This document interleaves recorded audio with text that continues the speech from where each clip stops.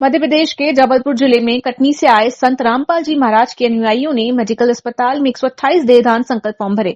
इन forms को medical college के anatomy विभाग प्रमुख डॉक्टर अग्रवाल और डीन डॉक्टर नवनीत सक्सेना को सौंपा गया, जिसे उन्होंने सहर्ष स्वीकार किया। डॉक्टर अग्रवाल ने संत रामपाल जी महाराज के अनुयायियों द्वारा किए गए देहदान और रक्तदान के कार्यों की सराहना करते हुए बताया कि ये अनुयायी नरसिंहपुर, कटनी, जबलपुर जैसे जिलों में समाज सेवा से जुड़े महत्वपूर्ण कार्य कर रहे हैं। ग्राम भुनगी बेलाखेड़ा थाना लंबे समय से अवैध शराब के कारोबार में संलिप्त राजपाल लोधी के ठिकानों पर पुलिस ने छापेमारी की। मुखबिर की सूचना पर बेलखेड़ा पुलिस टीम ने दबिश दी, जिसमें भगवती मानव कल्याण समिति के सदस्य भी शामिल थे। छापेमारी के दौरान एक व्यक्ति शराब बेचता हुआ मिला, लेकिन पुलिस को आता देख वो मौके से फरार हो गया। पुलिस ने मौके से 14 पेटी अवैध शराब बरामद की, जिसकी बाजार में कीमत करीब 70,000 रुपए बताई जा रही है। इसके दोपहर की बात है। मुखबिर द्वारा सूचना मिली थी कि ग्राम गुंदरई का रहने वाला राजपाल लोधी अवैध शराब बेच रहा है। सूचना पर मैंने उप निरीक्षक मुड़िया को, प्रभात मुड़िया को भेजा था। साथ में भगवती मानव कल्याण वाले सदस्य भी गए थे। मौके में गए, वहाँ पे एक व्यक्ति बेचते हुए दिखा, लेकिन पुलिस को देखकर भाग गया। मौके में पहुँचे तो वहाँ पे 14 पेटी अवैध मदिरा मिला, जिसके मौके में कार्रवाई की गई। आरोपी फरार हो गया। फिर उसमें अपराध पंजीबद्ध कर विवेचना में आरोपी की तलाश जारी है जी। जिसकी कुल 14 पेटी मदिरा पकड़ाया था, जिसकी कीमत करीब 70,000 है। जबलपुर मध्य प्रदेश सुभाष चंद्र बोस मेडिकल कॉलेज परिसर से चौंकाने वाली घटना सामने आई है। कॉलेज परिसर में कुत्तों को एक अज्ञात कंकाल खोपड़ी खाते हुए देखा गया, जिसका वीडियो वायरल होते ही पूरे कॉलेज में हड़कंप मच गया।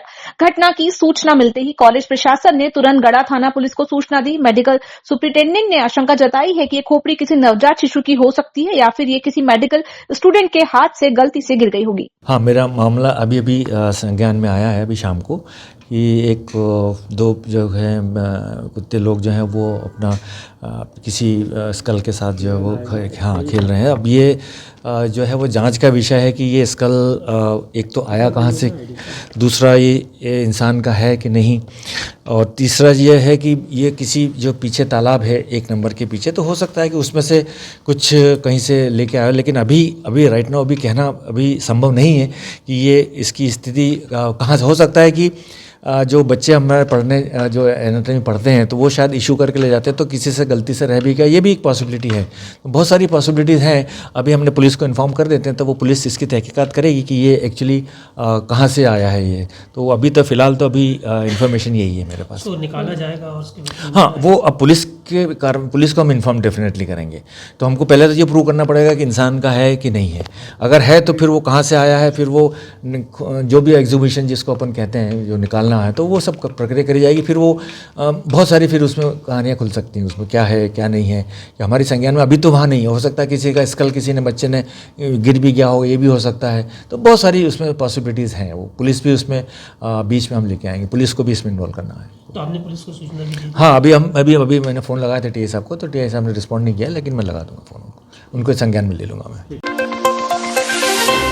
पाटन के ग्राम टिमरी में हुए सामूहिक हत्याकांड को लेकर ब्राह्मण एकता मंच ने पुलिस अधीक्षक कार्यालय के बाहर प्रदर्शन किया और ज्ञापन सौंपा। मंच के प्रतिनिधियों पंडित योगेंद्र दुबे, पंडित श्याम दुबे और पंडित राम दुबे ने आरोपियों पर कड़ी कार्रवाई और पीड़ित परिवारों को आर्थिक सहायता देने की मांग की है। घटना बड़ी विभत्स है।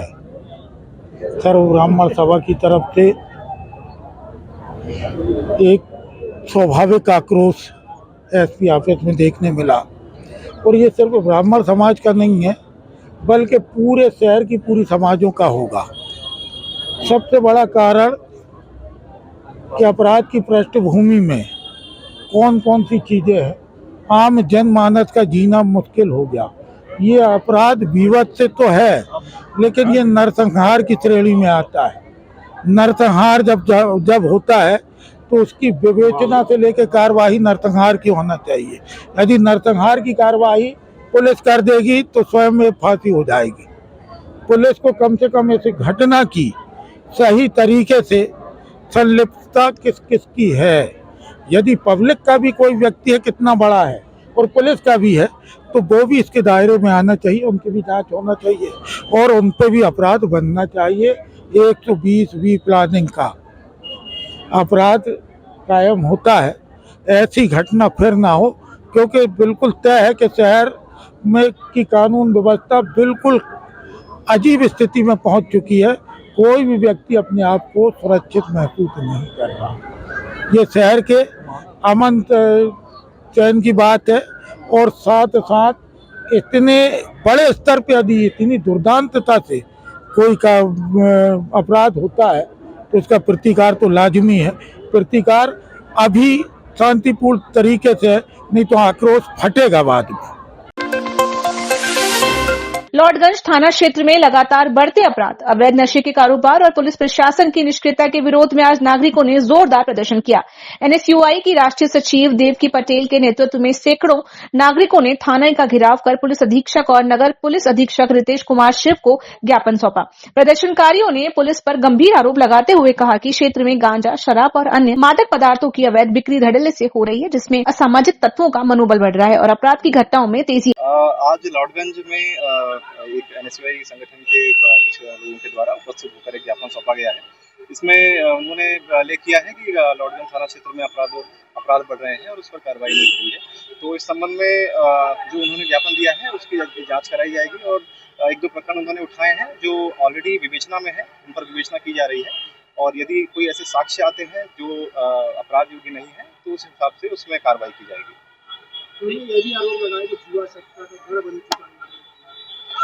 कोई स्पेसिफिक अभी उन्होंने इन्फॉर्मेशन नहीं दी है। हमारे कंट्रोल रूम, हमारे थाने के सभी सरकारी नंबर उपलब्ध है। कभी कोई सूचना मिलती है तो हमें तुरंत दी जाती है और उस पर लगातार कार्रवाई भी की जा रही है और आगे भी की जाती रहेगी। ये जो आरोपी हैं इनकी क्या गिरफ्तारी हो गई?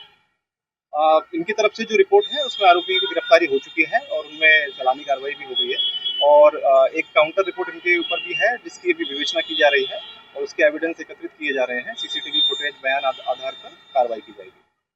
हमारी एक युवा कांग्रेस एनएसयूआई की कार्यकर्ता जो सदैव सक्रिय रहती है और जनता की सेवा में हमेशा की तत्पर रहती है, देवकी पटेल उन पर जो एक हमला हुआ और उस हमले में बाकायदा थाने से सहायता मांगी, रिपोर्ट की और उसकी रिपोर्ट में मुकदमा कायम भी हुआ, लेकिन घंटे 2 घंटे बाद जिन हमलावरों की रिपोर्ट पे भी काउंटर मुकदमा कायम हो गया देवकी के ऊपर।